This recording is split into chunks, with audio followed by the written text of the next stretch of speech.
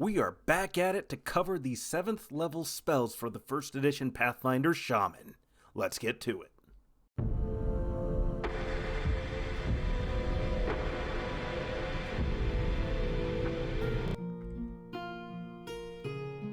Hello everyone, and welcome back down here to the Gamer's Den with me, your host, Jordan, your master of lore and storyteller extraordinaire, where we are finally back to covering the 1st edition Pathfinder Shaman today, going over their 7th level spells, and it's been a journey getting back to here, but, well, I've cleared most of the hurdles that have kind of wandered their way into my life, and we are back to covering our regularly scheduled programming. My brain almost got lost searching for the words there, but we'll get into things here. The 7th level has been interesting to look through and read.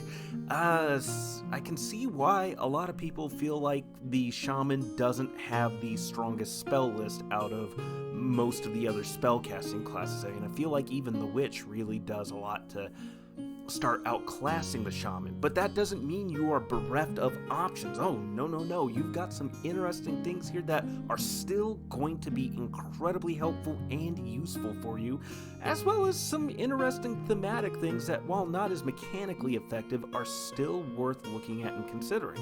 But before we get into all of that, if you're new here to the channel, go on down there, hit the subscribe button, and become a regular member here at the Gamer's Den. Or if you've already gone on ahead and listed yourself on just such an incredible roster of legendary heroes, then go on down to hit the like button and share the video far and wide. Now, let's get into this here. Oh, you also may have noticed that I got my microphone working again. Not quite sure how I did it, but I managed to do it. So, now, to begin with, for your 7th level spell selection, we have Heal. You're not getting this as soon as some other classes, but you're on par with the Druid still, which is a plus. You touch target creature to fix ability damage. Blinded, confused, dazed, dazzled, deafened, diseased, exhausted, fatigued, feeble-minded, insanity, nauseated, poisoned, sickened, stunned, and heal 10 hit points per level up to a max of 150 at level 15.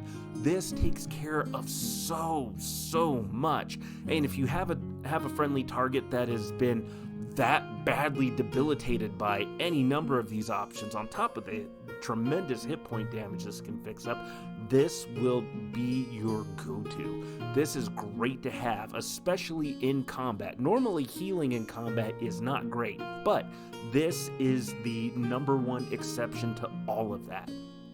Then we have Summon Nature's Ally 7. Summon one creature at a point within 25 feet plus 5 feet every 2 levels, or 1d3 creatures from Summon Nature's Ally 6, or 1d4 plus 1 creatures from Summon Nature's Ally 5. Greater elementals, dire crocodiles, fire giants, giant anacondas will be great picks at this level for the array of abilities that they have, just for what they can bring to the table, and also being able to place them in areas where you can help set up flanking, help block allied creatures that might need that extra assistance, that extra barrier, an offensive barrier to help protect them. And any of the other Summon Nature's Ally spells are probably going to be good picks for any of your previous caster levels as well. This affects action economy, its extra hit points. Any attacks that get directed at the summoned creatures are attacks not going at you and your actual living flesh and blood allies. So all the way around, this is a win-win-win for you. Then we go on from there to the Plane Shift spell. Touch target creature or join hands with up to 8 willing creatures to travel to another dimension or plane of existence. You appear 5 to 500 miles, rolling 5 percentile dice, away from your desired destination. Now, this isn't as precise as other planar travel methods, but it's the one that you have access to. And the reason why I give this a little bit of a range in its value is not only just for the precision there, but for other things tied to the precision. In particular, the plane that you're traveling to and your DM. Now, depending on the kind of DM that you have, they can be particularly cruel with this spell and have you arrive in a destination that is incredibly lethal to you and the rest of the party. Now, I myself, I don't like to just do that right off the bat for no reason, but it is dependent a little bit on the plane. For example, going to any of the upper realms, any good aligned realms, you're probably going to be relatively safe. But if you go to the plane of Avernus or anywhere in the Abyss, you probably stand a good chance of popping up somewhere that is going to be dangerous. But one of the things that's required for this spell to work is a metal rod attuned to it, like a tuning fork, basically. So in figuring out how to do that, the players can probably, through doing their research, learn more about the plane, learn more about the specific place that they're going to, and that can be your way of dropping hints or information to the players that, hey, going here is going to be dangerous. You could potentially pop up in a place where there's acid clouds floating around, and so you're going to want acid resistance, or there's not going to be a breathable atmosphere, so you're going to want to have spells handy and ready to go in an instant to be able to compensate for that, whatever means are necessary. But again, it just depends a little bit on your DM, so bear that in mind and try your best to make preparations for any eventualities that might pop up ahead of time. Then we also have Greater Restoration. Touch one target to dispel all permanent and temporary negative levels on the target, all magic effects penalizing their abilities, all temporary and permanent ability damage. It also removes fatigue, exhaustion, all forms of insanity, confusion, and similar mental effects. So this does have some overlap with the heal spell, but heal doesn't remove these temporary or permanent negative levels or the ability drain. So this is another great one to have, although these spells do leave you more in a support role than might be otherwise desired for you. These are still going to be mechanically some of the most effective spells you can have regularly on your roster. Next, we have an interesting one. It's Artificer's Curse. Target one magic item within 25 feet plus 5 feet for every 2 levels to reduce the object's caster level by an amount equal to your caster level. If the item gives a competence, deflection, enhancement, insight, luck, morale, natural armor, profane resistance, or sacred bonus, the bonus is reduced by 1 for every 4 caster levels the item loses. And if its caster level is reduced to 0, all its magical abilities are suppressed as if dispelled. Now, here's the thing. You have greater dispel magic, so you can do this already with a 6th level spell slot. But maybe you need your greater dispel magic for other effects, or maybe you know you're going up against a target that has a significantly powerful magic item and you want to reduce its effective caster level and then hit it with greater dispel magic to even more effectively suppress it. That may not come up super often, but some magic items can be such incredible terrors for you and the party, such incredible enhancers for whatever or not even necessarily evil, but just whatever NPCs you're going up against, whatever threats you might be facing.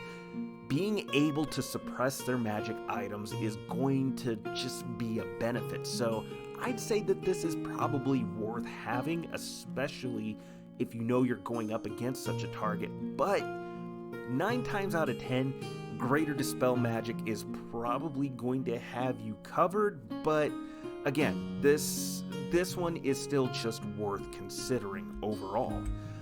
But then, of course, we go from there. There are so many other spells that are available here, but their use just seems a little bit suspect to me. Like, animate plants, live oak, those spells can be interesting. With animate plants, you can animate 1 or more plants to fight for you. That can work much like Summon Nature's Ally in that you're creating flanking bonuses, adding in other threats. Live oak turns an oak tree into a treant guardian, which that's no small thing. That can be greatly useful. Planar refuge can be incredibly useful, but not something that's going to come up all the time unless you're using plane shift to get to other places. That spell helps to enforce the rules of the material plane on other planes of existence, so that can make an area that's normally hostile, inherently lethal, very much less so for you and your more flesh and blood party members. But yeah, the 7th level spell list for the Shaman is not the greatest. It's not the most powerful. I mean, there are some other interesting spells though, like the one that really stuck out to me was Plundered Power, where you kill a creature and steal its strongest spell-like ability. The only thing is that takes 10 minutes to cast, and you have to sacrifice the creature as you finish the spell, and one of the spell component requirements is an organ from the creature. And you can't really modify the abilities in any way, shape, or form, and it really just depends on the creature in question and what abilities they have access to, so there's a whole lot to it that makes it incredibly circumstantial.